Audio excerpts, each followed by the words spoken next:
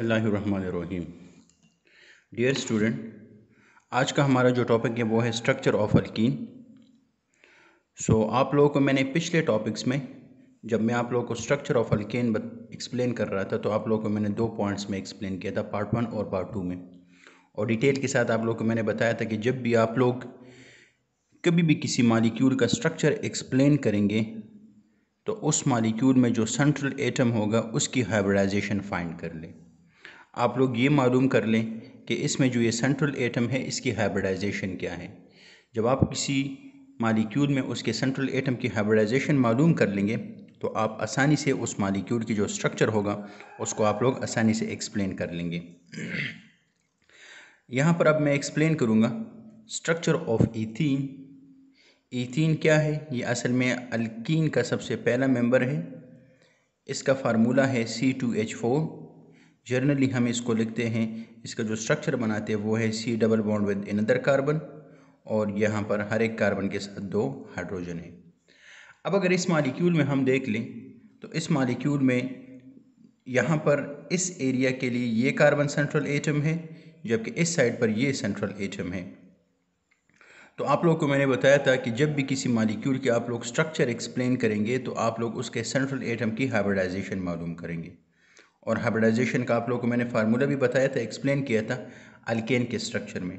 तो यहाँ पर जो कार्बन एटम है ये वाला, इसकी हाइब्रिडाइजेशन sp2 है। सिमिलरली ये जो कार्बन है इसकी भी हाइब्रिडाइजेशन sp2 है। वो हमें कैसे पता चला? फार्मूले से कि इस कार्बन ने 1 2 3 डबल बॉन्ड को हम कंसिडर करेंगे एज ए सिंगल बॉन्ड, तो 1 2 3 इसने बॉन्ड्स बनाए हुए हैं, जबकि इसके साथ जो लॉन पेयर है ये है बॉन्ड्स और ये है लॉन पेयर। तो बॉन्ड्स 3 है, लॉन पेयर 0 है, तो 3 + 0 3 आ जाएगा। और आप लोगों को मैंने वहाँ पर एक्सप्लेन किया था कि जब रिज़ल्ट हमारे पास 3 आएगा इट मीन्स कि इस मालिक्यूल में जो सेंट्रल एटम है उसने sp2 हाइब्रिडाइजेशन की हुई है। यहाँ पर हमारे पास जो कार्बन एटम है इसकी इलेक्ट्रॉनिक कन्फिगरेशन है 1s2 2s2 2p2, लेकिन जब ये ग्राउंड स्टेट में होता है उस टाइम इसकी इलेक्ट्रॉनिक कन्फिगरेशन ऐसी होती है। ठीक है, मींस एनर्जी हर एक ऑर्बिटल की इंक्रीज हो रही है। लेकिन जब कार्बन एक्साइटेड स्टेट में चला जाए, यहाँ पर जो मैं इलेक्ट्रॉनिक कन्फिगरेशन मैंने लिखी है ये एक्साइटेड स्टेट में है। एक्साइटेड स्टेट में क्या होता है? ये जो एक इलेक्ट्रॉन है ये ट्रांसफ़र हो जाता है, यहाँ पर 2p में ये शिफ्ट हो जाता है। जब ये इलेक्ट्रॉन 2p में शिफ्ट हो जाता है तो एज ए रिज़ल्ट आपके पास जो इलेक्ट्रॉनिक कन्फिगरेशन हो जाती है वो 1 इसी तरह हो जाती है, 1s2 2s1। क्यों यहाँ पर 2s1? क्योंकि ग्राउंड स्टेट से ये एक्साइटेड स्टेट में जब ट्रांसफ़र होता है तो अपना इलेक्ट्रॉन इस ऑर्बिटल में यहाँ पर उसने इसको ट्रांसफ़र कर दिया है। अब जब ये S और P यहाँ पर ये एक दूसरे के साथ मिक्स हो गए हैं, S और P ये मिक्स हुए हैं, लेकिन ये किस तरह के मिक्स होंगे? मिक्स की पॉसिबिलिटी 3 किस्म की है। ये sp3 मिक्स हो जा सकते हैं, sp2 भी हो सकते हैं और sp हो सकते हैं। तो ये कौन सी हाइब्रिडाइजेशन करेंगे ये डिपेंड करता है कि उस पर जो अटैकिंग एटम्स हैं ये उन पर डिपेंड करता है।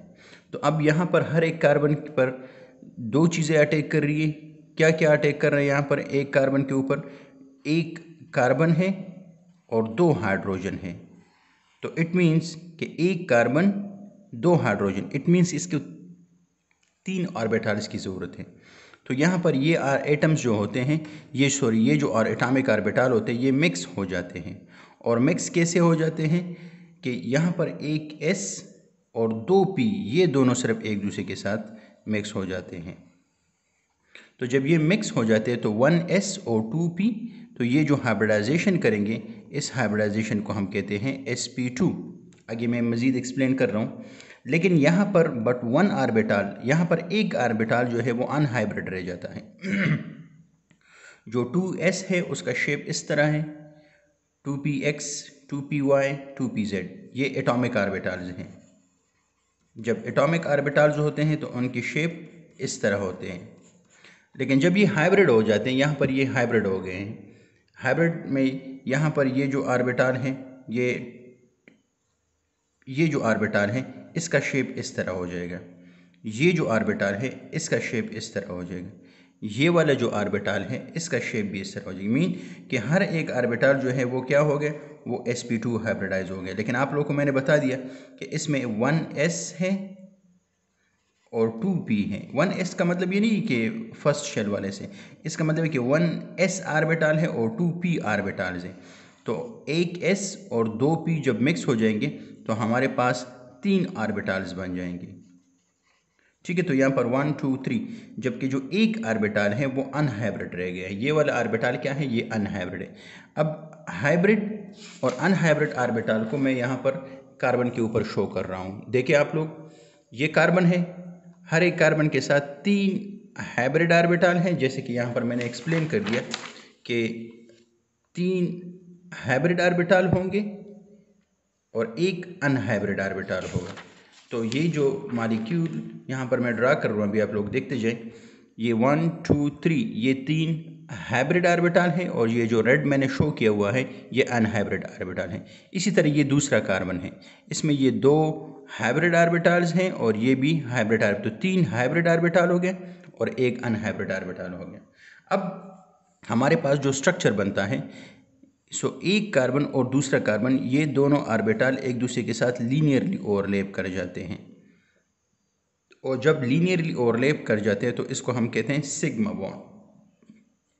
तो यहाँ पर कार्बन और कार्बन के दरमियान एक सिग्मा बॉन्ड बन गया है। नेक्स्ट स्टेप में यहाँ पर ये जो परपेंडिकुलर ऑर्बिटल एक कार्बन और दूसरे कार्बन के साथ मौजूद है, ये परपेंडिकुलरली एक दूसरे के साथ ओवरलैप कर जाते हैं। तो जब ये परपेंडिकुलरली ओवरलैप कर जाएंगे तो एज अ रिजल्ट इसकी वजह से ये पाई ऑर्बिटल बनेगा और ये as a whole pi orbital होगा। ये 2 ऑर्बिटल नहीं है एक पाई ऑर्बिटल, बल्कि ये एक पाई ऑर्बिटल है। ठीक है, तो इस कार्बन के दरमियान ये एक पाई ऑर्बिटल भी बन गया, एक सिग्मा और एक पाई ऑर्बिटल। यहाँ पर एक हाइड्रोजन अपने आप को अटैच कर लेता है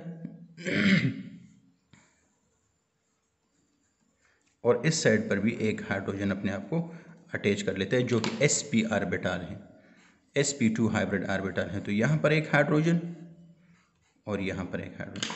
सिमिलरली मॉलिक्यूल की जो दूसरे साइड है, इस साइड पर भी एक हाइड्रोजन अपने आप को यहाँ पर अटैच कर लेता है, जबकि दूसरा हाइड्रोजन अपने आप को यहाँ पर अटैच कर लेता है। तो एज अ रिज़ल्ट हमारे पास जो मॉलिक्यूल बन जाता है, ये स्ट्रक्चर इस तरह बन जाता है।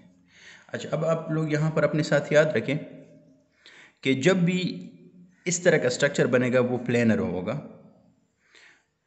जिस तरह मैंने आप लोगों को एक्सप्लेन किया था कि जो sp3 है उसके लिए जो ऑर्बिटल है, उसके लिए जो बॉन्ड एंगल है दैट इज़ 109.5 डिग्री, ये उस sp3 के लिए है। लेकिन जब भी sp2 हाइब्रिडाइज होगा तो याद रखिए उसका जो ट्रू एंगल होगा वो 120 डिग्री होगा। कार्बन कार्बन का जो डबल बॉन्ड है उसका लेंथ थोड़ा सा डिक्रीज हो जाता है सिंगल बॉन्ड से, तो इसका जो लेंथ है दैट इज़ 1.34 एंगस्ट्रॉम, जबकि जो कार्बन और हाइड्रोजन के दरमियान ये जो लेंथ होगा, ये लेंथ है 1.09 एंगस्ट्रॉम। ठीक है, तो ये जो डबल बॉन्ड है इसकी लेंथ ये है, जबकि जो सिंगल बॉन्ड है इसकी लेंथ ये है। जबकि ये जो एंगल्स बनेंगे यहाँ पर, जितने भी एंगल्स होंगे वो सारे के सारे एंगल्स क्या होंगे, 120 होंगे। ठीक है, यहाँ तक कितना ही। इंशाल्लाह अगर किसी को किसी चीज़ में कोई मसला हो किसी भी पॉइंट में तो आप लोग कमेंट में पूछ सकते हैं या ग्रुप में आप लोग पूछ सकते हैं। ठीक है, इंशाल्लाह मिलते हैं नेक्स्ट लेक्चर में। अल्लाह हाफिज़, अस्सलाम वालेकुम।